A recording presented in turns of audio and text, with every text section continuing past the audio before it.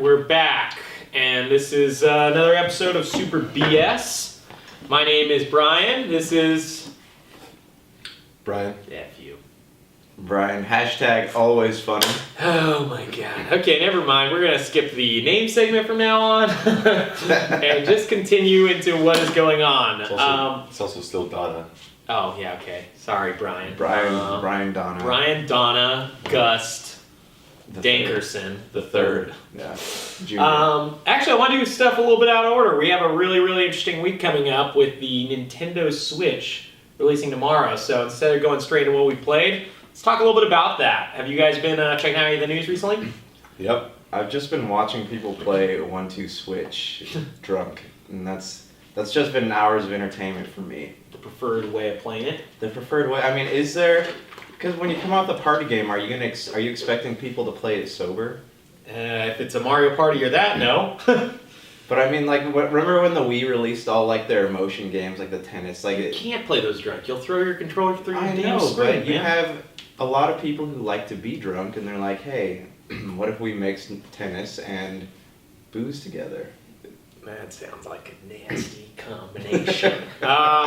Anyways, there's some news. It comes out tomorrow. Overall, like, Zelda reviews have been pretty amazing. Good, yeah. Are you guys going to get on either Wii U or if Switch, if you guys pick one up, do you think about it? I will probably wait until I get a Switch Yeah. instead of getting it on Wii U. Yeah, I've heard that the Wii U version might not run that great, especially because they haven't shown anything for it. Yeah, I'm afraid of that. Yeah. You know, having the Dragon Age Inquisition all over again.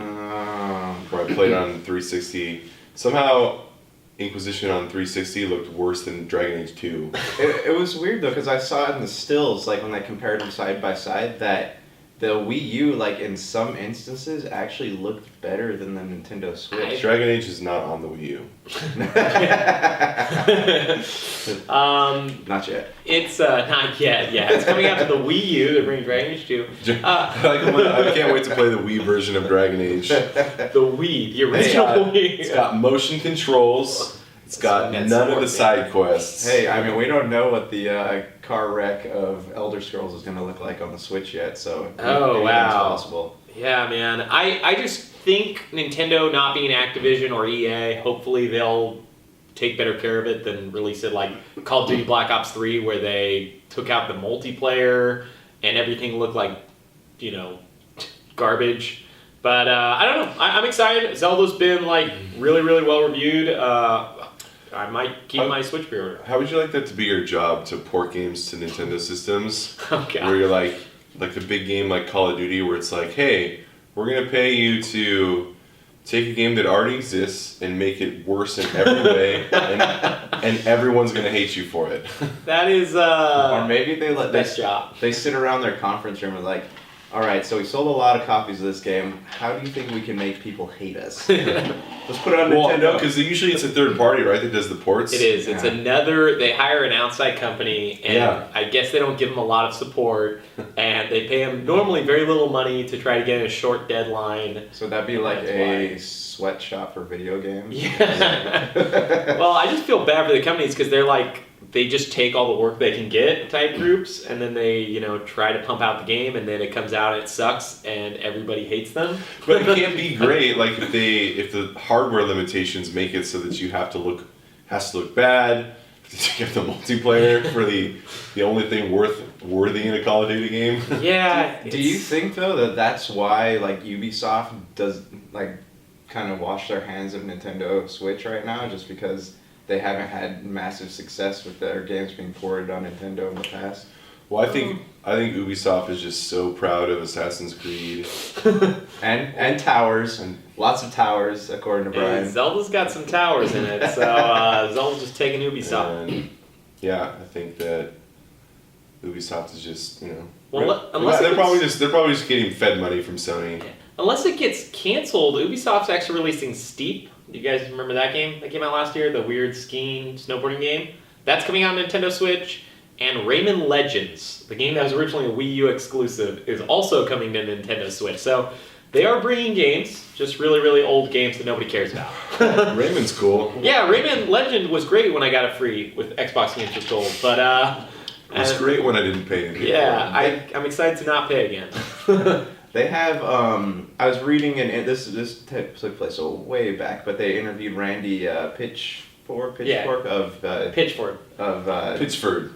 Pitchford. Right? 2K. Yeah, it's game. Pitchford. Yeah. Wait, no, I thought Randy Pitchford was Gearbox. He's Gearbox. He's the guy that makes That's what I Borderlands. meant. And they're talking to him about Borderlands on Nintendo Switch, and he's like, they're open to the concept of it, but Nintendo just doesn't seem to care about them that much. So, Yeah. but I feel like that since the Nintendo Switch is a party console, I feel like that would be a game that would appeal to them because you can do like local co-op on there, maybe port it to have 4 players, but.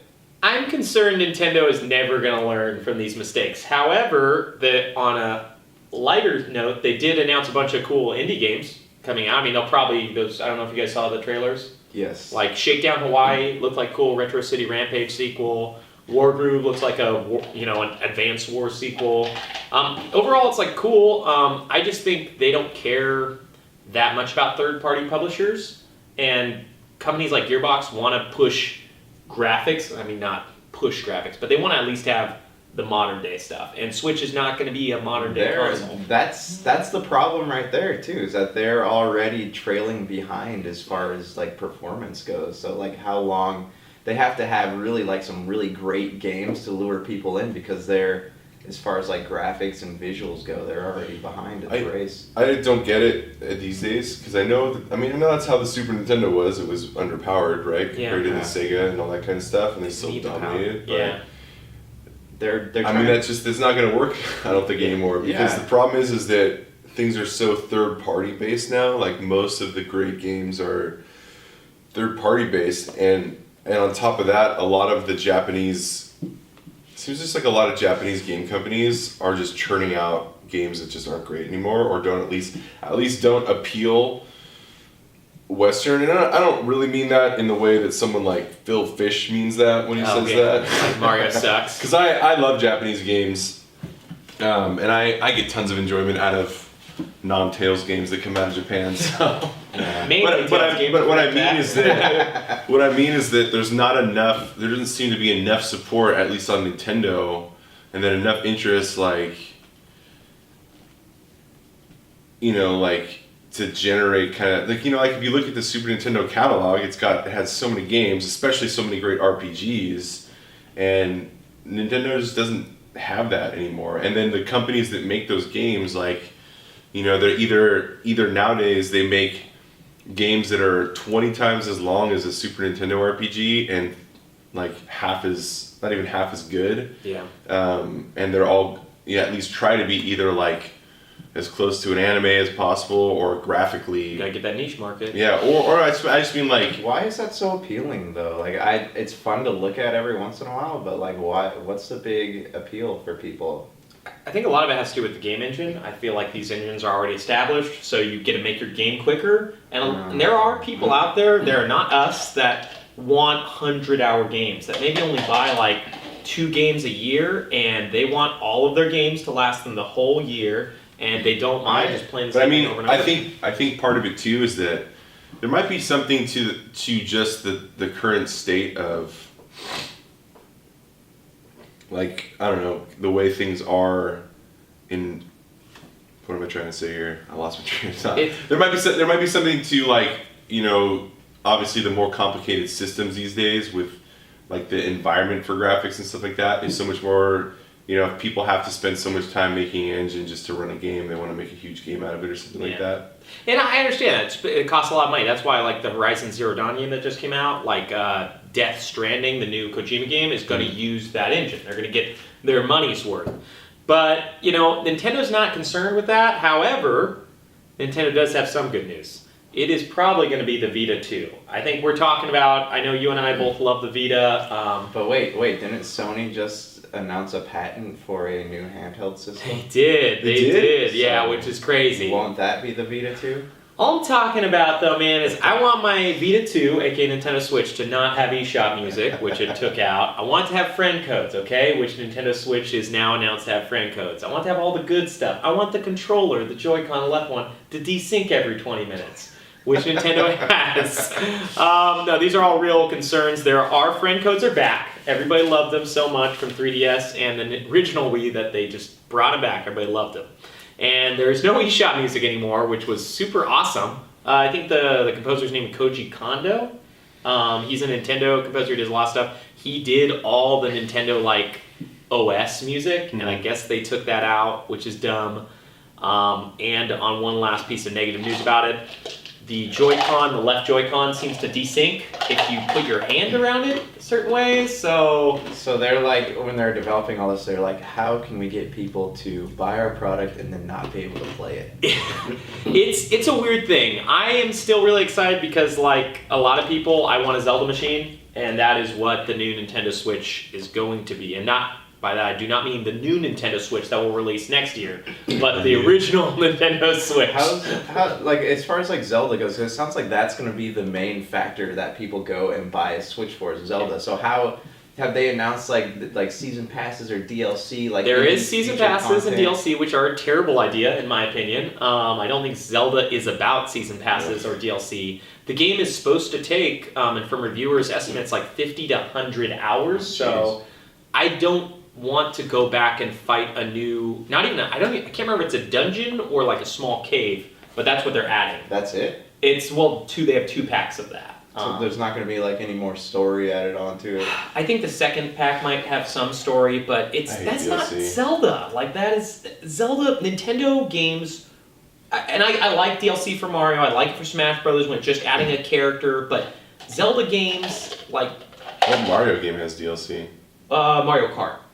Like games where it's like, oh hey, they're adding a character, they're adding new courses. That's fun, but Zelda wasn't a game. It's not The Witcher. It's not these games. Nintendo games were games you bought and you played through the game and it was done and it was great. And from what I understand, like Zelda's getting glowing reviews, almost 90 to 100% across the board. It's supposed to be an amazing game. Why muck it up with adding like DLC that you might want to buy, and you can't buy it piecemeal, you have to buy the whole thing. The reason is the same reason with all the problems we discussed in the games industry. And the reason why you would do that is simply because you can. Yeah, I know. And that's kind of the rule of thumb, is that do this because you can. This is a single player story driven game, and let's add multiplayer. It's funny too because like gamers, a lot of me especially, like I have OCD when it comes to games. Like if there's like extra stuff, I'm like I have to play it, I have to try it. Even like when I on an open world game and all this like Final Fantasy, all this junk's on the map, I'm like gotta go there. Yeah, it's I can be that way, and then not. It always reminds me of that. There's Birthday Boys. There's too many shows. Where they have the guys like I'm gonna sit home all weekend and catch up on my shows with his TiVo and stuff, and he's like. Hundreds of hours of shows, and he goes nuts and throws it out the window, and everyone's screaming there's too many shows, and then Bob Odenkirk comes on screen, he's like, a lot of TV shows these days or whatever, and he's like, do you have to watch all of them? Yeah, you do. It's like, that's like how games feel. It's like there's too many games and they're all too long and you gotta play them all. Yeah, it's getting to be like, when we were kids, I think the Nintendo 64 had the least games of any console at 100 and something. And even then, like, I didn't get all of those. And now it's like, I can't even imagine trying to get a quarter of the games that come out. Like, I buy a lot of games for people our age, and I probably buy 20 games a year. That makes you wonder, though, too, like, when professional reviewers, like, how often do they actually play all the way through a game? Because we were discussing this. About the... They talk about it. I mean, some of them do. They have to normally give a disclaimer if they didn't beat it, because like you want the person to review your game to have actually finished the game to get a real... Usually. Because otherwise, how are you going to really, give a full review, Yeah. But anyways, we're going to be back soon and talk about the games we've been playing and then cover some of the rest of the news. Peace. Hey everyone, if you're in the Southern California area and are looking for the best way to improve your home, look no further than adding some always green synthetic grass today. Whether it's creating that awesome backyard that's kid and pet friendly, or that putting green to work on your golf game, Always Green provides installation and landscaping with only American-made products, such as their famous synthetic turf with advanced drainage technology and backed by a 15-year warranty that will have your yard looking great for a very long time. Always Green also installs retaining walls, custom lighting and driveways, and the most beautiful stone walkways, so if you live in the Southern California area, what are you waiting for? Financing is also available, so call for a free estimate today. 714-614-7814. That's 714-614-7814. Or stop by their store at 16772 Wanda Circle in Huntington Beach and get your home looking great with Always Green synthetic turf and putting greens. A proud sponsor of Pop Culture Cosmos, Humanican Media, and the PCC Multiverse channels. T-shirts. They made their own T-shirts. They got that Dr. Tonic Gus T-shirt they're wearing every Saturday morning when they listen to our podcast. You can pick up the. I feel like we'd get in trouble for that. What? Dr. Tonic Gus? Yeah. That would be funny. Like, to get in trouble. Okay. Sued by Tim and Erik. Tim and Erik would love us, okay? They realize we've never copied a joke or used anything from their show ever. Well, now we're back. What have you been playing this week? I've been playing Halo Wars 2. I'm almost done with that. One more mission left. I just couldn't drag myself through it last night. But the game is, I can see why people are frustrated with it. Last week I said it was fantastic, and that was based solely on the 10-minute opening cinematic and the 2-minute level that followed. But now it's like, it's so frustrating that I got to one part that I just could not beat, so I had to have my neighbor, who's actually super good at Halo, come over and finish this level for me so I can get on and review the rest of the game. Was it Really? frustrating because you suck? Yeah, I think that's the real answer there. I mean, That's not on you. I've only played like 2 real-time strategy games in my life, but Halo Wars and Halo Wars 2. Halo Wars. Yeah. He's never played Yeah. another one. It's I mean, it's fun. It's frustrating, but it's not like a game where I'm like, oh yeah, that was an awesome game. So it's entertaining, but it's not fantastic, Well, as I said before. Have you been playing anything else? No. A quick note about Halo Wars 2, you can actually just download a demo, try it out for yourself now. You can, yeah. Microsoft has been getting better about that stuff. And the especially when games cinematics, don't sell well. are absolutely they're Yeah. beautiful. Like, They they work. look great. So if anything, like, you can even go on YouTube and watch them. But that makes, to me, like, it's the story that pulls me into the Halo games. And that's why Halo 5 was such a massive disappointment. But Disagree, but we'll talk about that a different day. Halo 5 was a lot of fun and did a lot to actually reinvent the Halo series and bring it in modern age. It was fun, but I didn't like the story. The story killed me, man. Whatever. It's just... I mean, I guess. Okay. Well, anyways, enough of that. Enough of your Halo Wars 2. Anything else that you're looking forward to playing? Or I honestly, like, this entire week, I have been, like, right on the border of buying a PlayStation 4. I'm sitting there at this. I even went to the store, like, determined to buy it, and I was like, I'm gonna do this. And what are you thinking about getting? Why are you excited to go? I want to play Horizon. Horizon does look good. It does look really good. I've been reading that's reviews, watching gameplay. It just, everything about it just looks great. Yeah. Well, I mean, that's... And it's killing me that I cannot play it. Well, I hope it kills you, so we'll see. Known for that for a while now. Josh died of lack of PlayStation. Well, I've been playing real quick. I've been touching a few things, got my mittens on a lot of things. I'll get Horizon when I can get it on my Vita. Yeah, that's how I like to play my games on the go. I'm a Vita. I've been playing a little indie game called A Pixel Story, which is okay. It's very old school platforming with very imprecise controls and a lot of heart and character. That was kind of fun, so I played that for like 6 hours. Played some Watch Dogs 2, still moving the chains in that game. Played some Battlefield 1 multiplayer, got a full squad on that. That was a lot of fun. I don't know if you guys got a chance to play that. No? You might actually be having a copy going your way, Rick, aka Donna. Battlefield 1. Yeah, I'll explain later. But yeah, so I've been playing those 3 games. I'm trying to think if... Oh, I also touched a little bit of Torment, but I don't have that much knowledge about it, so I want to let Rick talk about what he's been playing this week. So call me Rick. It's Donna. Donna Rick. Everybody knows that's Rick short for Donna. Yes. But Derek, sorry. Yeah, I've been playing Torment. I've played all of Dragon Age this week mostly, actually, because Torment just came out 2 days ago. But have you made any progress in Dragon Age? yeah, I finished 2 more zones, I think, since last week. Did you do the Winter's Ball yet? No. Ah, gosh. Side note, I was talking to someone that mentioned that Mass Effect's first area is supposed to be bigger than all of Inquisition combined. I am very excited to see what that Whoa, means. That sounds exhausting. It sounds exhausting. However, you have a Hammerhead vehicle that you can drive around, and hopefully it's not just filled with like BS to do. You know, hopefully it's like you're exploring this giant alien planet. So no and towers. then- yeah, well, towers everywhere, of course. There's just in alien planets. There's towers that you have to climb Towers. everywhere. But I mean, like, it could be cool. Like, I think it could be cool as long as there's fast travel points and it's not just filled with garbage. You know, if games don't often enough, and sorry about interrupting what you're talking about, but games don't often enough allow you just to explore the landscape and have nothing to do. They're always like, oh, we got to put an enemy here or a treasure chest here. Just let me like see the world.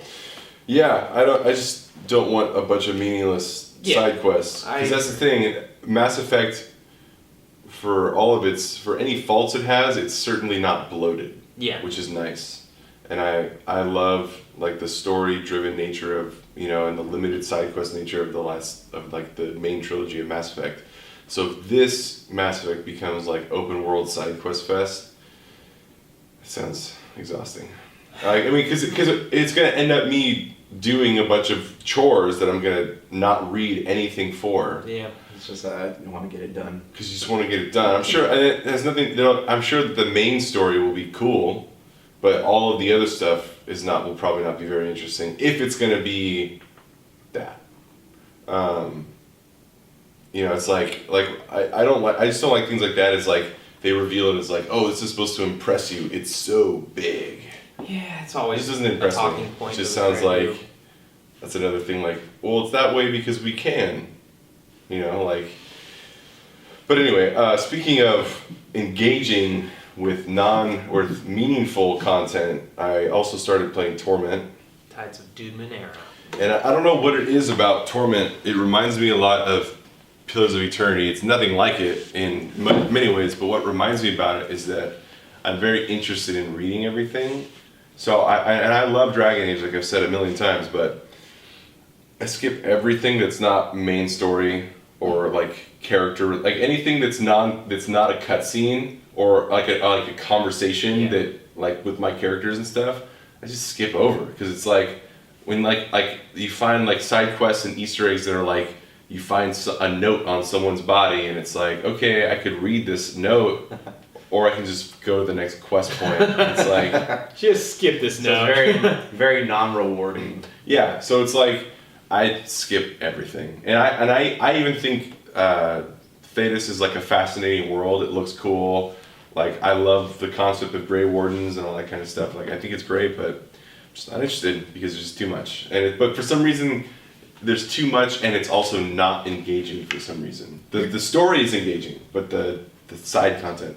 And you're generally a person who does read all the content, right? Yeah. When it's good, obviously. Yeah. So this isn't like he's. I mean, not, I don't read them in Elder Scrolls games either, where it's also just No, the same, but I'm trying to get at you're not somebody who just skips all cutscenes. Like a lot of times in games, for me, like if I'm not totally drawn in, I will skip cutscenes. I never skip cutscenes unless I'm replaying something. Oh, okay.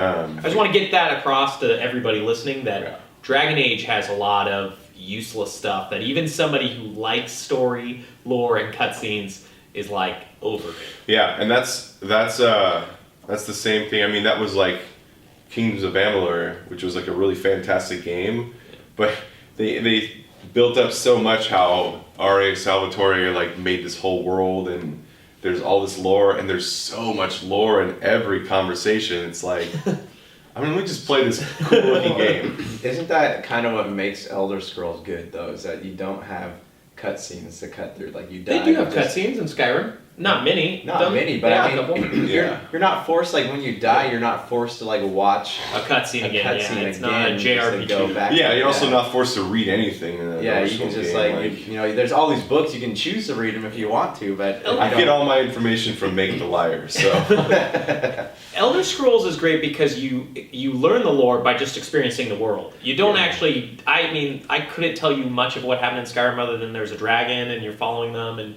you kill some sort of dragon and you are a dragon. Wait. Is there dragons? There are dragons, but like I still remember. And you learn the lore. tons about You that learn game. the lore over repeated games as Yeah. well. Like I know a lot about Elder Scrolls lore because I've played several Elder Scrolls games. So Yeah. it's like it works that way. I think Dragon Age is actually similar because I've played all the Dragon Age games and I've paid attention to all the Dragon Age games. So it's like I know a good amount about the lore. I don't know all of the details because there's just too many. And it's always like, especially when it's an action-oriented game, it's hard to slow down and just like, all right, it's like a weird rhythm. Yeah. But On in to good Torment, stuff. man, I'm just interested in reading everything. Like, Yeah. and I mean, I'm super biased towards the world because I play the tabletop, and I think the Numenera setting is just amazing, super fun. I know that ultra nerds have issues with the rule set Yeah. because it's not as complicated as D&D. second edition Advanced Dungeons and Dragons, but Could you explain the opening of Torment for us, though? Because I got a little bit of chance to play about 20 minutes, and I thought it was really cool, and I kind of want the listeners to like... I mean, it's for me, the opening, like, 20 minutes is almost a sales pitch to possibly buy the game right now, if not, maybe wait. which is funny because I think I remember reading comments on IGN of like people thinking that the intro was super dumb and stuff like that. But Yeah. IGN commenting threads are not a place to go for Enlightened feedback. Yeah. discussion is where I go. I go to. But anyway, yeah. So you begin. You've awakening in this bizarre place with these moving pillars around, and you experience these kind of memory things by touching these orbs, and they present you with some situations, and they have a couple questions, In your past and it life. shapes in your past life or past lives. Yeah. Because you play something called the Cast-Off, which is the lore of the game, or not the lore. The story of this game is that there is an entity or being called the Changing God, and he has found a way to be immortal by building bodies for himself. And then once he gets sick of a body, he disposes of it, and then he builds a new one, or as soon as he builds a new one, that kind of thing. And the body that he casts off, I'm pretty sure they all die, but you didn't die because his bodies are getting more and more indestructible. But what does happen is that when he does throw off these bodies, a new mind has to take place, like forms to fill the void of. Because he created like an empty person, so it's like a mind is created. So basically, there's a ton of like souls or personalities that are created in the wake of him disposing of his bodies. So you have a bunch of like immortals running around? No. You're actually in your mind exists like thousands of like other minds and souls from the bodies that he disposed of. And it's all only in your mind. It's not in the real world the as intro well? is in your mind. Oh, okay. And then you have to escape your mind, and then you have to find something called a resonance chamber to like, I think survive or something like that. But either way, your body survived, which seems to be untypical. I thought for some reason that I think it is typical because there's a party member you get that's also a cast-off. Anyway, it's kind of, I'm still like just in the beginning stages of understanding the whole cast-off concept. It's not something that's in the actual tabletop. It's an idea. Signed for the game. Made for the game, so it's not something I have a ton of experience with, but it's cool. The character creation is fun because you go through a series of questions. We were talking earlier, it's almost a cop-out because when you get to the end of it, you can re-pick, you can customize yourself anyway. Oh. So the way Numenera works is that there's types, which is like your base class. Mage. So there's mage, thief, and warrior, but they call it glaive. Do they all have like their special perks, like for? Let me explain. So Yeah. now it's an interesting setting to make a game off of because the nature of the Numenera world setting is that combat is like not the emphasis. And when you play the tabletop, you don't actually even get experience for doing combat. You get experience for making discoveries. You get experience for reaching points in quest lines, for learning and that kind of stuff. Like, it's very different. Whereas combat happens, but it's not something you're rewarded for, unless the nerds you play with really want that. But well, with our crew, we're fine without it. There's not like a ton of levels to progress to. There's 6 tiers. So it's a very interesting world setting because it is very violent because it's so mysterious and there's so many like unknowable like horrors everywhere you go, but it's also like it's not like a like hack and slash type of thing where it's like the emphasis is to become like a strong warrior. But anyway, Glaive is a warrior, Nano is a mage type, and then Jack is like a rogue type. Yeah. Those are your base classes, and then you have a descriptor that goes in front of it. And that determines parts of your personality, gives you different bonuses to skills and things like that. And then there's a focus. You want to explain though, just give an example real quick of the character descriptors? Yeah, descriptors are things like mystical or mechanical or charming or that kind of stuff. Now, I think there's probably a little bit, I can tell you what those all are in the tabletop, but I think they're slightly modified for the game. And there's less of them too. There's less of them. So all these like characteristics you just described, what is their purpose if it's not like you're not using them to do something? You like use them, yeah. Okay, so like if you're like what would you say, charming, yeah. Like you can are you more likely to like have somebody give you something that you need, or possibly you're also more likely to be able to talk your way out of combat. Yeah. Okay. Also more likely to talk information out of people to get people to like you, kind of thing. Yeah. I think they also have lying involved in charming in the game, weird. which is different because in the tabletop, charming doesn't imply lying. That would be like clever, which is also in the game, but it's kind of a strange gray area between the two. But yeah, so it has to do with that. Mystical means that you understand, because Numenera are foreign devices from aeons past, billions of years, like the billion years in the past, leading up to where you're at in the ninth world, and so mystical kind of implies that you can be sort of in tune with them in certain ways. You might know how to use something better or figure out how to make something work better, but you're also generally off-putting to people because you're kind of weird, that kind of thing. Okay. Of course, weird is also a descriptor, not in the video game, but in the actual game, but that's a whole different thing. And then there's focus. It looks like they've really toned down focuses for the game. I think there's only 3, at least in the manual there's only 3. So I think it's story related. You don't get them until later. Oh, okay. So I think that's fine. Focus is kind of like the meat of the game and the RPG, like the tabletop. But I'm sure that I trust that I won't feel like shortchanged if there's only 3 in this game. To give you an example of a focus in the tabletop, I'm not sure it will work the same in the game. You could be a charming glaive who rides on lightning, which means that isn't that, or what's it called? Rides the lightning. Yeah, and it means that you have lightning-based abilities. Isn't that one also warping too? Yeah, you warp via lightning, that kind of stuff, and I think that implies rides the lightning, things like that, or something more simple like master's weaponry, and you can just like badass with a bunch of weapons, or that kind of stuff. So so there's a few focuses. Maybe the manual and stuff just doesn't want to give away a bunch of them, and there's more than that. I don't know. But you don't get them right away. Anyway, so that's kind of the premise of the game. You escape, and then you wake up from your mind, and these people are above you, and they recognize you because when the changing god inhabited your body, he was a dick and did a lot of different things. Okay. So it's like the dicks. Yeah. You're a predisposed douchebag. Yeah. So you kind of like. You're like a newborn. You're trying to like figure out consciousness and all this kind of stuff, and so it's fascinating. Combat's really interesting. I mean, it's turn-based, so there's nothing to say about it other than if you like turn-based, TCRPGs. If you like turn-based combat, then you will probably like it. If you don't, you won't like it. It's just you'll find like you can be like every reviewer ever or every commenter ever and be like, well, this, and this, and this, and this, but it probably just comes down to like you mostly play shooters or you mostly play action games, and it's just not for you. Like, well, yeah, it does nothing new, but it's still really good at what it does. What it does do new is that maybe this isn't entirely new. The effort is new though. Well, effort's new. That's a Numenera centric thing.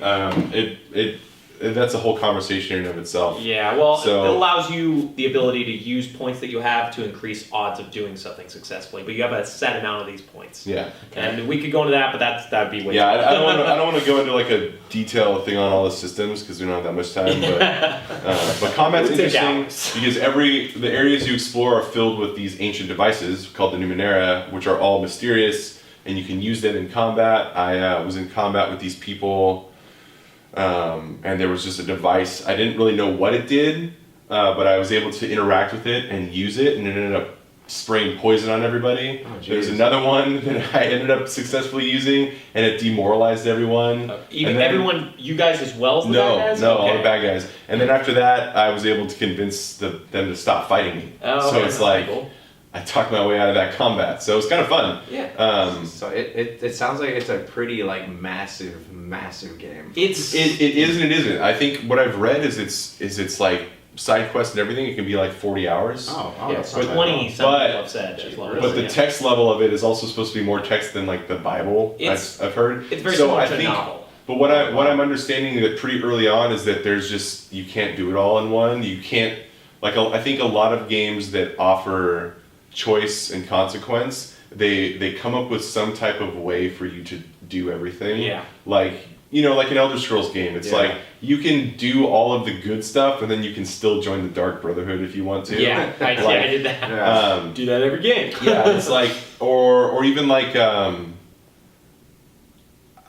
aren't any side quests in Mass Effect that you can't do if you're a renegade. There's some timed ones, but there's no things that are based on your Paragon level. Yeah. So it's like they offer those things for like story flavor, but they don't actually close you out of parts of the game. But in this, my understanding is that things that you do and choose like will lock you out of different sections of the game, so you can't see it all in one game, which is good. Go back and play through. That's fascinating if a game is not that long, and 40 hours compared to a lot of games is not that long. And 20 they say too. So I mean, like, if you're not gonna say you play it once and you do all your side quests, and then you play it a second time, then it might even be shorter because you know how to do most of that stuff. Exactly. The point being though, the world is so fascinating, the lore is very interesting, and I'm very engaged in reading all of it. So I probably will play it again. It reminds me of Pillars of Eternity in that sense, where I felt Pillars of Eternity presented its lore very well. I've read, everyone's going to have different opinions, and I've definitely encountered people that view differently, but I felt I was very engaged with Pillars of Eternity. Like when I played it from the very beginning, I was very interested. I found myself skipping very little, even reading some of the like books and things I found that were just lore flavor and stuff like that. Like I found it to be presented in a way that was engaging. Maybe it might also be the nature of that style of RPG, because they're less action than like a Mass Effect or a Dragon Age or an Elder Scrolls. So it's almost like easier to just like you kind of like have the mindset like, well, I gotta read, so I'm gonna read. But yeah, apparently you can go through Torment without fighting, which is interesting. But the world's fun, and that's what I like about it. So far, it feels pretty true to the RPG, which is kind of a big thing for me. The music is actually surprisingly really good, and I shouldn't say surprisingly, because Mark Morgan is a really famous. He did Planescape Torment, he's done Fallout, and all that kind of stuff. But he's very atmospheric in his approach to music and sound design, and so I wasn't expecting to be struck right away by like a melodic theme, which I was. Yeah. So I thought that was surprising, where I was like, oh wow, like I was expecting kind of like the typical like mysterious like ooh, kind of like title screen, but it was like it was really pretty and cool. So anyway, well, with that, we're gonna take a short break and come back and get to this more news things. If you're tired of sifting through flea markets for rare and unique games, we can help. Retro City Games in Henderson, Nevada, only 5 minutes from the Las Vegas Strip, has all your favorite gaming staples, classics, and a wide selection of rare games with new stuff always appearing on our shelves. Come in and chat with Nicole or Doug about your love of games and watch as they help you complete your collection or find your childhood favorite. And don't forget, Retro City Games loves trade-ins. So if you have any Nintendo, Super Nintendo, Sega, Xbox, PlayStation, or even PC games, come in and visit Retro City Games today. Welcome to the new metropolis of gaming, Retro City Games. Okay, and we are back. Actually, because we ended on Torment and mentioned some pillars, I wanted Eric to talk about... Beep. Donna. I wanted Donna, so you can cut that out, okay? I wanted Donna to talk about a game that she recently figged. We'll cut this out too. Sorry, Josh, we're giving you a workload this week, man. By Josh, I mean That could be a new Dr. Donna. soundbite is just Donna Dr. chewing Donna Gust. Yeah, Pillars of Eternity 2. I think we've already talked about it a little bit, but I definitely support it. I'm really excited for it. It's supposed to be out next year. It's cool that Obsidian has like kind of a rhythm. They did Pillars of Eternity, and then a year and a half later, Tyranny. And then Pillars of Eternity 2 is going to be 2018. Yeah, They'll probably deliver on that, I hope so, man. which is great. I think Torment spent a long time in development because of how dense it was compared to like Wasteland 2, which is a cool game, but it's not very dense. Yeah. Very systems heavy game. But I think that this new wave of PC RPGs is really starting to gain kind of some momentum in their development process. So I expect there'll probably be more. Do you think it'll ever reach a point where people are like with Final Fantasy, people are like, I will gladly pay money after waiting 10 years for this game. Do you think it'll ever reach that level of like excitement from people? I mean, maybe, but It kind of did. I feel like that audience, like the audience for these RPGs has existed forever, so. It's a very niche market, Yeah. and every Kickstarter or Fig that they've done has been way over what they asked for. I mean, Yeah. what, Torment was 5 million or I think 4 million. 4 million, and Pillars. Wasteland 2 was extra millions above what they asked for, like. Wasteland 2 was like the beginning, so I think it was like 2 million or something like But that. they only asked for like 500,000, I think, Yeah. at that time. Oh, jeez. Yeah. So every time they've got, and what was Pillars 2? Like 4.5 million or something like that. Out of what, 2 million or 3 I million? think they asked for 1.5. So Wow. there are So- people who are willing to give this game like a lot of money to make it good and worth their time. Yeah, because people love, like, I mean, there's people have been playing these kind of games since the Ultima days, so it's like, Late 80s, early 90s, even some earlier than that, but Yeah, so these it's like- models, early like there's a huge audience for them. It may not be huge in the sense of like demographics for things like consoles and all that kind of It's not stuff. Call of Duty market. But it's like there's a long term, like, I mean, like there's the market that's there for Call of Duty has existed for like 10 years. And it will probably jump to whatever the next popular thing is. Right, but the market for these types of RPGs is like 30 years old. Yeah, So it's like, I mean, it's been around, like, Yeah. yeah. they're not doing tabletop numbers where they're like asking for $1 million and getting 150 million, but they are very, they're Well, well received. It's costly to make a game, so I mean, if Yeah. you're gonna request money and people want a good game, I can understand why they would pay. Well, and the whole money. impetus for it too is that publishers wouldn't touch it. So yeah, it's 'cause like it because wasn't it's- successful for them, They Yeah, spent millions. it's probably one of those things where they still wouldn't touch it, because I imagine that if EA came and tried to like sponsor Pillars of Eternity 2, it'd be like a multiplayer game, multiplayer action RPG. Multiplayer, free to play, it More- costs $1 per minute to play after It's that. gonna be full of towers and Krogans. So, yeah. Guys, I got some serious real news for us, Tales fans here. Tales of Berseria just had a price drop yesterday on Amazon. Went to $40 for the price drop watch. I just want to know your opinions about this, how excited you guys are, how many copies you're going to buy for your family and friends. Just shoot that out there. Yeah, I will gladly play it if I'm paid $40. So Yeah, it's a $40 payment. Amazon is paying everyone $40 to take these copies of Tales of Berseria off their hands. yeah. So I just was wondering how many copies did you buy? I think I bought one for like each member of my family Okay, that's who good. doesn't even play video about your games. animals? So, well, the animals too, but like mostly my family has a lot of like rickety tables, so I'm Yeah. like This game is perfect for balancing stuff that is uneven.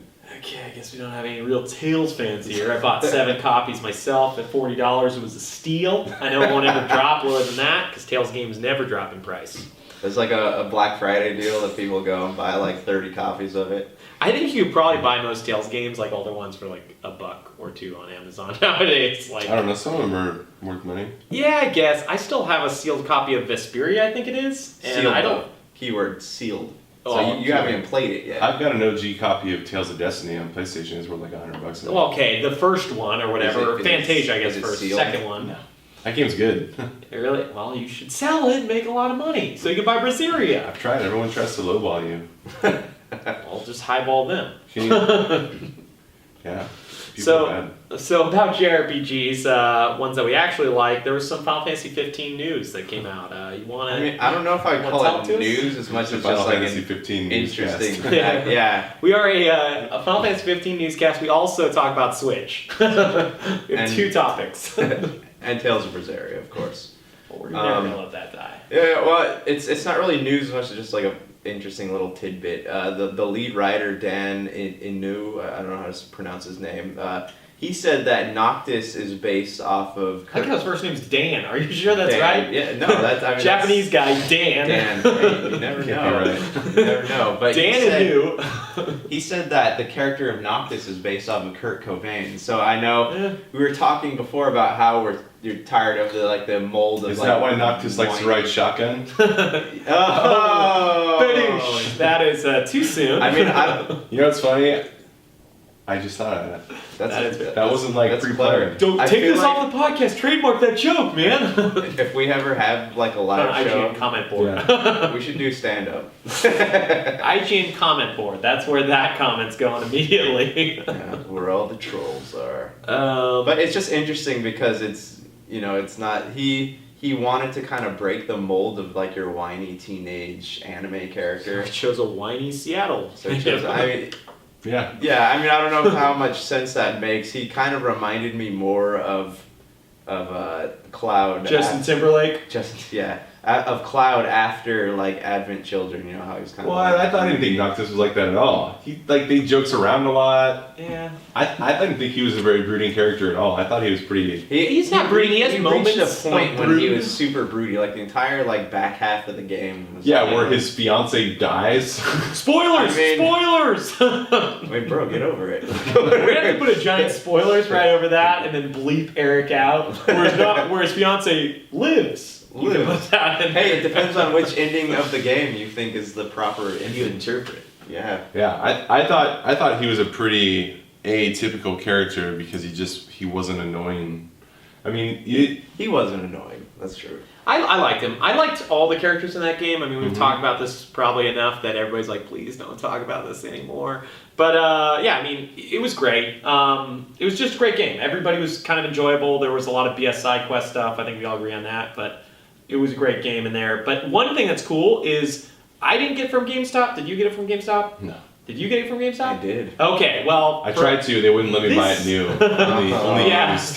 they demanded. You were like, "Wait, what about that new copy right there?" Sorry, no, that's Sorry, not for can't sale. have it, no. It's not for sale. That's just a If you want to let display us open it and then sell it to you for double the price. double the price, then We'll sell for 120. We'll give you a new copy of Final Fantasy 15 if you buy a used Xbox or PlayStation. That's their deal. That's how it works.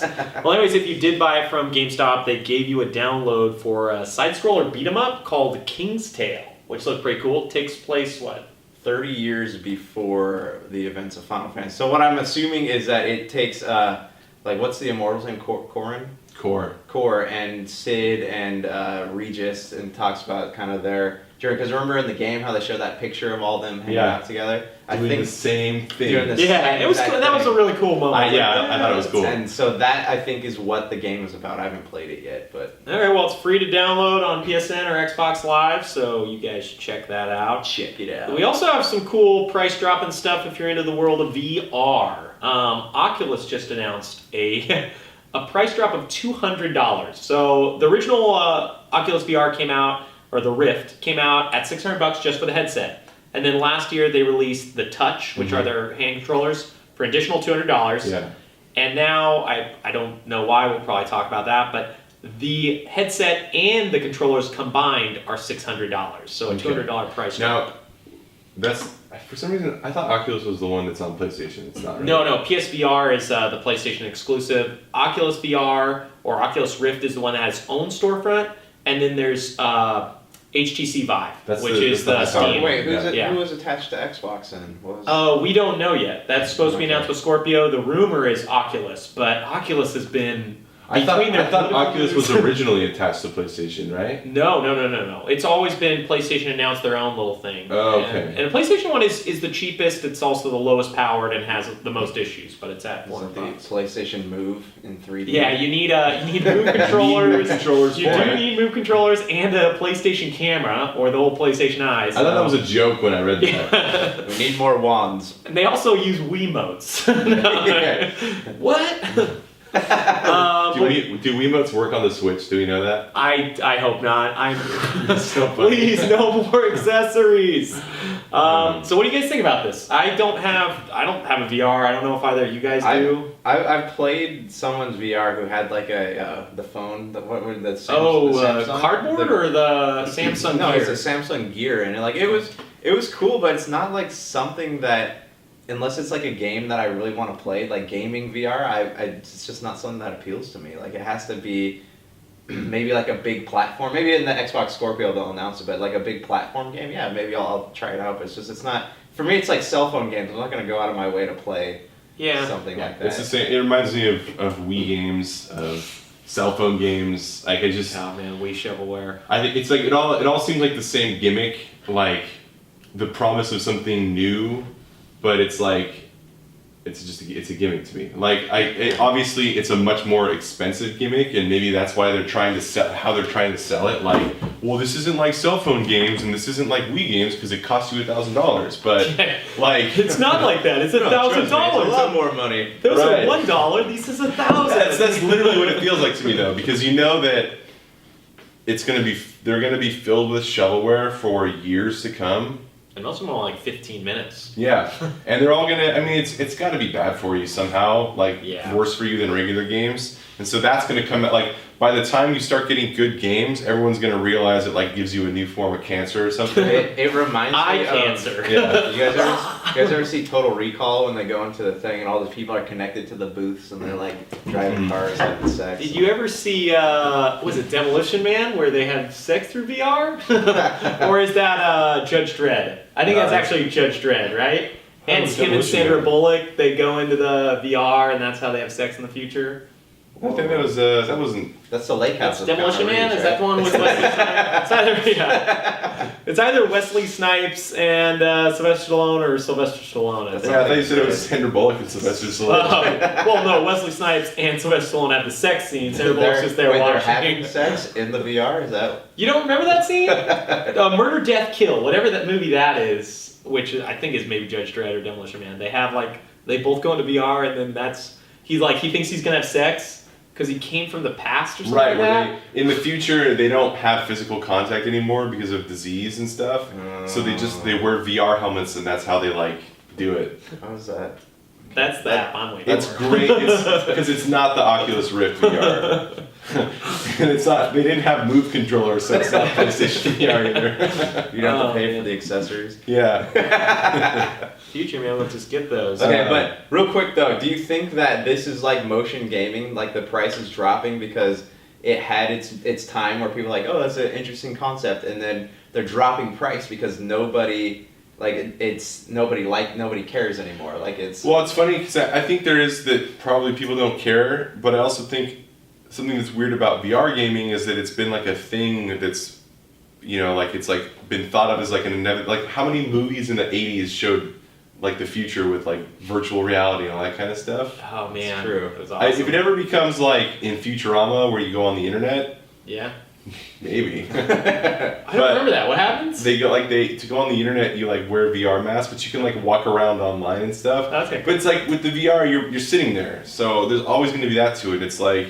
Well, Oculus One, they added 2 cameras now, so I think they have semi-room scale. Because that's the big thing about Vive. It has room scale, so you can walk around a Like the space we're in, we could actually, if we had $800 plus $1,200 for a PC plus games, you could actually do Oculus or HTC VR. So what I think I'm more excited for AR if that ever becomes an affordable thing. Because that just looks cool. It looks more interesting to me because VR seems to me like it's always going to be a gimmick where it's going to be like, you know, like I'm going to be playing a worse version of a game I already like that's going to supposedly be more immersive, but it's going to be so much more hollow because they had to make it work for VR.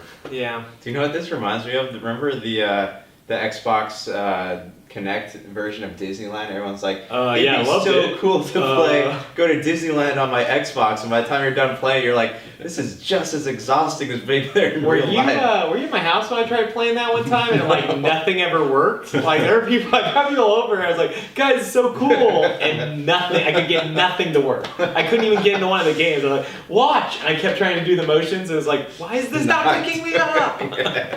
Actually, speaking of Xbox, they announced something cool this week. One of you guys take it. What'd they announce? Hey. Shit.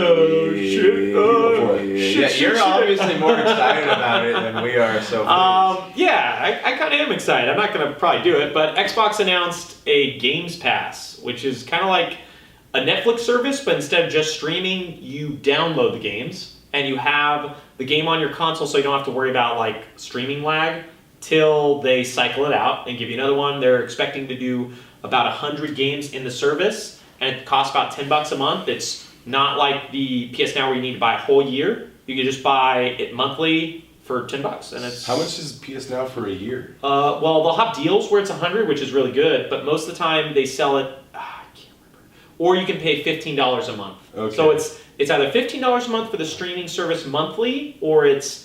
And it's limited games, right? So how does It's actually got a lot of games, but it's streaming based, so there is input lag, and you can't download them. And there's only PS3 games, PS3 and PSN games, whereas this is Xbox One and Xbox 360 games. Gotcha. So how does that work though? So you download it onto your console, and then how long do you get to keep it for? Like, you keep it as long as it's in the service. Okay, so I'm sure, but they probably don't sneak into your console and delete it. It's not that they delete it; it locks. Yeah. I have EA Access, which is almost identical to this. It's $5 a month. It has only 20 games or whatever. Okay. But the way that works is it saves all your save data and everything. So even if you lose the game, you always have that. You get the games for cheap. EA Access, it's 10% discount on all EA games. But for Xbox Games Pass, every game in the service is 20% off. If you have Xbox Live Gold, and 10% off if you don't have Xbox Live Gold. So you can still use this without Xbox Live Gold, but you do need Xbox Live Gold if you want to use the multiplayer in it. So it's a little bit confusing, but it's not gonna affect your games with Gold, and it's not supposed to affect your backwards compatibility. So overall, I mean, and I think you can buy games on it at a discount. That's what I mean. It's 20% off for the games that are on the service. So with Gold, if you buy it and you like it, you can you pay 20% off. 20% off whatever the price is at that time. But what we don't know is how much they're going to filter games through. Yeah. So because when they say like monthly, it makes it sound like, you know, we're going to put up 100 games a month, and then we're going to take 100 take a bunch of games it's down. going to probably be like so Netflix. that would be ridiculous because you just can't play that many games. Yeah. But if it is like Netflix, where it's like, you know, they put up a bunch of really good stuff. They leave it up for a long time. Maybe they never take it down. They put in new things. Sometimes they take away King of the Hill and never bring it back, which is annoying. Yeah. Probably King of the Hill is probably on some other service now, and you can just never access it again. But so I think the first party games like Fables and Halos, those will probably just stay on it permanently. My guess is as long as you're subscribed, you get those games. Wait, but they're gonna put Fable on there? Fable's already on there. So right now there's only 17 games. Like if you're like a preview, if you're a preview member, you can try it out right now. It's very, very like early. Like I said, 17 games. How many games can you have at once? Any game in the service? So you can download 100? So you can have them all at once? Like you can. Sure. Do you have the hard drive space for No, 100 games? I mean like say someone's like, you have those people who like to play like 3 or 4 games at once, like. Yeah, sure. I play 3 or 4 games at once all the time. Yeah, you can download 3 or 4 games. Okay. If your bandwidth works and everything works the way it's supposed to. It's a cool service. It really is. Just for someone like myself who buys a lot of games, these are going to be older games. They're going to be cycling through them. I don't think they're going to put like Halo Wars 2 on it this month, you know, like. Oh shucks. Yeah, so I mean, I'm not going to get the Halo Wars 2 experience that Josh just glowed about. You know, it's cool. I think it's a really cool service that they didn't need to do again. Just like they didn't have to do backwards compatibility. Yeah. You know, like they weren't breaking down the door, but they did, and I think Microsoft's really trying to change public's perception. Don't know if it's going to work. You guys going to try it out at all? Maybe if it comes out, or what are you guys thinking about? I mean, there's always the possibility. I can't see an immediate need for the same reason. I buy a lot of games. Yeah, so it's why I do this. You know, so it's like, but then again, there's a lot of games that I won't buy. If I ever make progress in my back catalog to the point where I think that's kind of the problem, is that I've got a lot of games that are in my queue to play, not just Xbox games. I mean, I have games on PlayStation 2 I still want to play. Yeah. So it's like, Get them on PS Now, man. actually, I have games on Super Nintendo I still want to play. Yeah. Like, so it's kind of like, you know, if I ever somehow, because I've been weeding out my back catalog. Like, I'll start a game, and then if it's not going. Sorry, just wanted to check, make sure it didn't cut off. It cuts off on you every time. Probably will cut off. If I start a game, you know, and I really think, like, do I really want to play through this experience? I'll just get rid of it. Like, I finally decided to do that with Dragon's Dogma. Yeah, I want to play that, but I don't have time. But when thinking about, like, I'm playing Dragon Age now, and there's the Witcher games, and there's just, it's like, you know what? Sorry. Like, For me, like I will, like there's a lot of games that I want to go back and play that I missed out on while I was either too busy or just, you know, didn't have the money to go out and buy video games. So in that case, like this is something that I would be interested in. Yeah. right. So that's what I'm saying. Depending on what they got, like, it could be a thing. I like how it's just $10. You can cancel whenever, you know. Yeah. $10 is pretty fair. I mean, it's it's not 200 games or 300, but 100 games, like even if 10 of them are good or 5 of them are good, like I mean, it's not $10 to buy most games. It's normally a lot more. I mean, yeah, you can go find them used or hunt them down, but the service of just having it at your house to download, heck, I think a lot of people, like we have a lot of friends who don't buy any games practically. This was made for those people. Mm-hmm. Like, hey, I just want to rent these games. I don't want to go out of my house. I want to play them. A month is good enough. Yeah. And, I mean, they're multiplayer games, too. I mean, Let's see if this is what Nintendo does for the virtual Oh, console. yeah. Oh, It's still a sore subject with a lot of people. Oh, How God. could you miss that? Again. I, Again and again. I'm trying to stay high on this Switch, man, so I keep my pre-order tomorrow. It is such a... they're like a company who's like, hey, people want to buy this, so let's make it the worst possible decisions we can. So everybody will be angered by their decision. Are you gonna do an unboxing? You should film yourself unboxing it.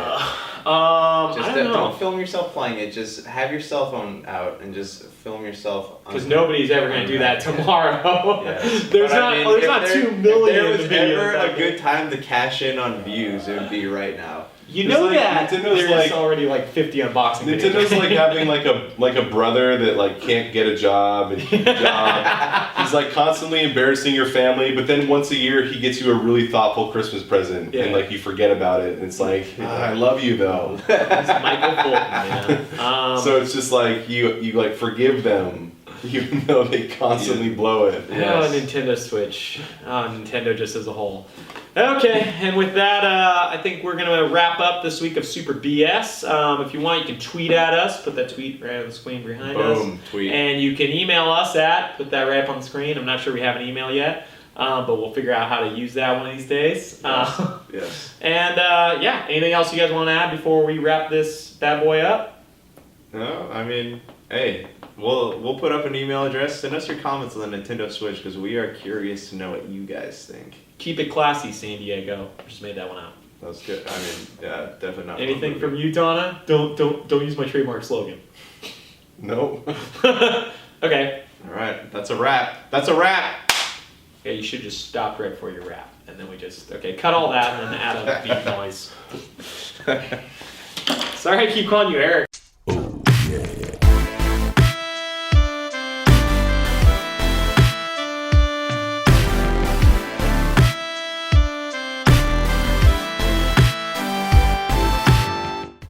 That's to us people that can feel things. It hurts.